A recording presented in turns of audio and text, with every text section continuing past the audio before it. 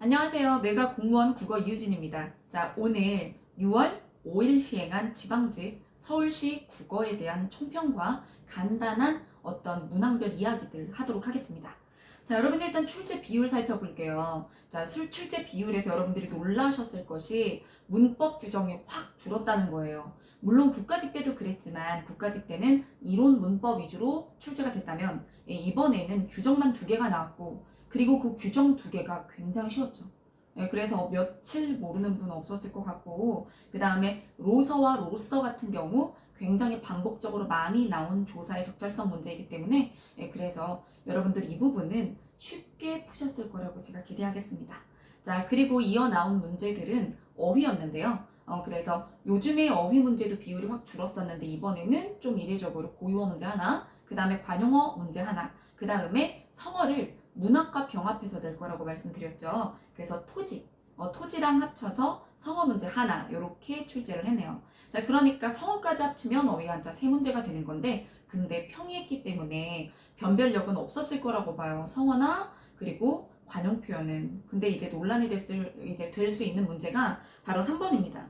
단어의 뜻풀이가 옳지 않은 것은 그럼 적절하지 않은 걸 고르라는 문제인데 이게 만약에 뭐 가장 적절한을 묻는 문제라면 논란이 안 될 수도 있어요. 근데 지금 모두 옳다고 볼 수 있는 면이 있거든요. 그래서 이게 한나절과 반나절을 구별하게 하려는 출제자의 의도였다면 뭐 1번 답안 뭐 이렇게 되겠지만 현재 표준국어 대사전에 반나절의 의미 여기 써있는 의미도 2번 뜻으로 들어가 있거든요. 근데 지금까지 사실 사전에 나온 의미에서 중심 의미고 주변 의미라고 해서 틀리게 한 적은 없었거든요. 근데 지금 2번 뜻, 사전 2번 뜻이라고 해서 이게 옳지 않다고 할 수 있는가? 이거 논란이 되겠죠? 자, 그 다음에 이제 그 외의 문제 비율을 볼게요. 그 외에 문학은 6개가 나왔습니다. 고전 시가와 현대 시를 병합해서 한 문제가 나왔고요. 그래서 이번에 시비율이 좀 낮았어요. 그 다음에 춘향전, 고전 산문 하나, 그 다음에 현대 산문 4개가 나왔어요. 성어 들어간 토지까지 합치면요. 자, 그래서 합쳐서 문학 6개. 그 다음에 비문학 7개. 화법 2개. 장문 하나. 그러면 만약에 화법, 장문, 비문학을 합치면 몇 개? 10개. 그러면 문학과 비문학을 합치면 몇 개? 16개.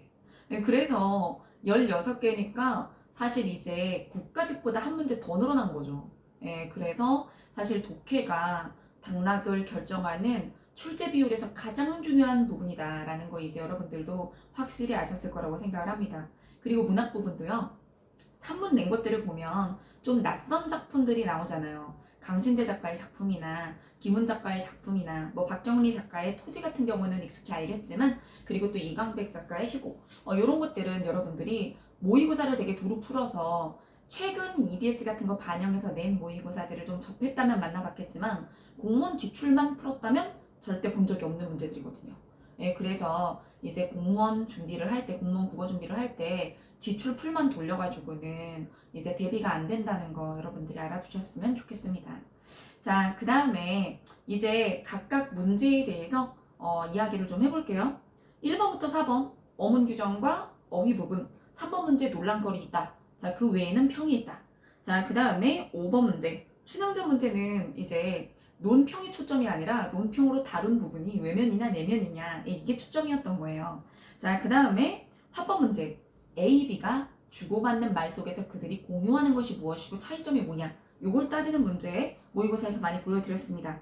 그 다음에 낯선 소설 7번 같은 경우는 낯선 현대산문을 보고 줄거리를 파악해서 나의 감정과 그리고 다른 등장인물들과의 관계를 파악하는 문제가 나온 거예요.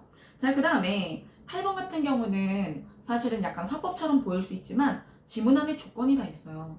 그래서 그 조건을 지켜 말한 걸 고르는 거라서 이걸 비문학으로 이렇게 구분을 할 수도 있고 화법으로 구분하면 화법이 이제 세 문제가 되는 거죠. 자, 그 다음에 토지의 빈칸. 근데 이거는 작품을 외워서 빈칸 속에 들어가는 성어를 맞히는 게 아니잖아요. 앞뒤의 문맥을 보고 적절한 성어를 찾는 거지. 자, 그 다음에 10번에 시조 하나랑 그 다음에 그 밑에 봉황수, 현대시가 섞여 있는 건데 제가 되게 수업할 때 강조했어요. 현대시는 기본적으로 자유시라고. 그래서 율격을 정하고 출발해서 작성하는 게 아니다. 네. 자, 그 다음에 내용에 부합하는 거 문제, 내용 일치 문제 11번. 그 다음에 12번에 결론을 찾아라니까 주제 문제 하나. 그 다음에 13번. 요거는 이제 내용 일치 긍정 발문. 그 다음에 14번 내용 일치 부정 발문. 그래서 내용 일치 수준이 그래도 국가직보단 많이 나와서 비문학 독해 난도만 두고 보면 사실은 전 이번 지방직 9급, 서울시 9급 요 시험지가 독해 난도에서 비문학 난도는 좀 낮았다고 보거든요. 다만 문학이 그래서 현대산문에서 내용 파악해야 되는 게 그래서 사실은 상황 파악 능력, 그래서 의사소통 능력 이런 거 보는 거거든요. 그래서 이 부분이 조금 더 강조되지 않았나 싶습니다. 그래서 15번 같은 경우도 문맥에서 유사한 의미를 가지는 수박을 쪼개기 전후에 그쵸, 그 차이를 보는 문제였고요. 접속어 문제. 그래서 접속어 문제나 접속어 문제, 배치 문제, 배열 문제 중에 하나는 꼭 나온다고 말씀을 드렸었죠. 자, 그 다음에 고쳐쓰기. 이게 장문에서 유일하게 나온 거예요. 장문에서 자료 활용도 나올 수 있지만 요즘에 출제자가 뭘 좋아한다 그랬어? 고쳐쓰기 좋아한다 그랬잖아. 왜? 문법 규정을 줄일 땐 예를 내면 문법 규정의 아쉬움의 출제 비율을 달랠 수 있어요. 선지에 문법적 요소를 담을 수가 있으니까. 네. 그래서 어휘적인 요소도 담을 수 있고, 그리고 문법적 요소도 담을 수 있고, 이번에는 수납과 납부. 요거는 이제 수납과 납부에 대해서 한자어를 또 측정하고 싶었던 의미를 이렇게 볼 수 있죠.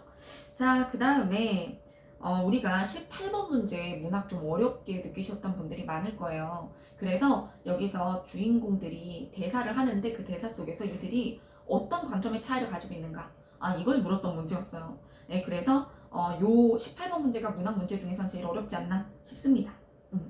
자, 그 다음에 19번 문제는 빈칸초론인데 어렵지 않았어요. 그 다음에 20번 문제가 호흡이 좀 길죠. 네, 그래서 사실 이렇게 두 단이 있을 때 한 단을 꽉 채워서 지문을 이렇게 쓰는 경우가 흔치 않은데 그래도 이런 경우가 한 문제 정도는 나올 수 있다. 근데 이게 여러 개 나올 수 없다 그랬죠. 왜? 4페이지를 넘을 수 없기 때문에. 그래서 한 문제가 이렇게 지면을 써버리면 다른 문제는 다 짧아져요. 그래서 한 문제 이렇게 쓰면 전체적으로 비문학 난도가 내려갈 수밖에 없습니다. 그래서 비문학 중에서는 이 20번 문제가 추론형이고 가장 난도가 높았다라고 볼 수 있습니다. 네, 여러분. 상세한 해설 그리고 여러분들이 내년을 만약에 대비하게 된다면 어떤 식으로 공부를 해야 되고 독해, 각 분야별 해법 네, 이런 것들 바로 내일 라이브 특강 있습니다. 여러분 내일 라이브 특강 2시부터 시작되니까요. 네, 그래서 메가 공무원 그리고 난공TV 그 부분에서 라이브로 유튜브 송출하니까 꼭 봐주시기 바랍니다. 그때 제 팁패스나 뭐 이런 여러 가지 환승 이벤트들 걸려 있으니까요. 오셔서 상세 해설 보시고 지금 막 마음이 너무 급해. 난 지금 상세 해설을 보고 싶어. 그러면 제가 다음 카페에 오늘 6시 정도까지 해설을 상세 해설지로 올려드릴 거예요. 근데 제 수업은 아시겠지만 글로 쓴 해설과 차원이 다르겠지? 그래서 내일 상세 해설로 만나도록 하고요. 전략 특강도 준비가 되어 있습니다. 네, 이벤트와 함께 전략 특강 준비되어 있으니까 그래서 내년이 진짜 시험이신 분들은 그 특강에서 뵙도록 해요. 그리고 오늘이 본격 시험이셨던 분들은 고생 정말 많으셨어요. 그러니 오늘은 그냥 공부하지 말고 이거 들었으니까 됐어. 네, 자. 알겠죠? 맛있는 거 먹고 자. 네. 그러면 공부할 분들은 내일 뵙고요. 그리고 오늘 고생 많이 한 분들은 푹 주무세요. 네. 여기까지 하도록 하겠습니다.